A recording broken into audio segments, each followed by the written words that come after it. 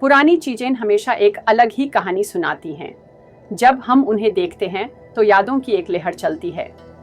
सोचो, एक पुरानी किताब, उसकी खुशबू, उसकी पेजेस की सुनी सुनी आवाज, जैसे वो हमें किसी और दुनिया में ले जा रही हो। हर चीज का एक इतिहास होता है, एक कहानी होती है जो हमारे समझ को गहरा करती है। जैसे एक पुराना घर, उसकी दीवारें, उनमें छुपी हुई कहानियां जो कभी किसी ने नहीं सुना। पुरानी चीजें सिर्फ समय का निशान नहीं, बल्कि हमारे रिश्ते और संस्कृति का भी दर्पण होती हैं। क्या आपने कभी सोचा है कि एक पुरानी घड़ी का क्या मतलब है? वो सिर्फ वक्त नहीं बताती, बल्कि उन लम्हों की याद दिलाती है जो हमने जी लिए।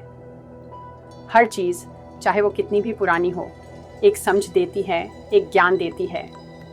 इसलिए इन्हें संभाल कर रखना चाहिए, क्योंकि ये सिर्फ चीजें नहीं, बल्कि हमारी विरासत हैं।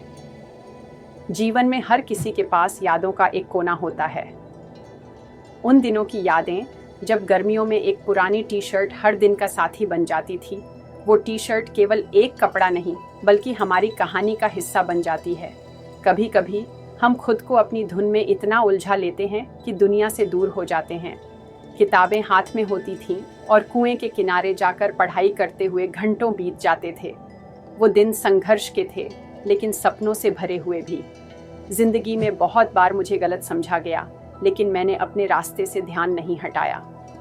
मैंने अपनी आदतों को सुधारते हुए पढ़ाई और मेहनत को अपना साथी बनाया, और वही मेहनत मुझे उस मुकाम तक ले गई जहां पहुंचने की मैंने कल्पना की थी।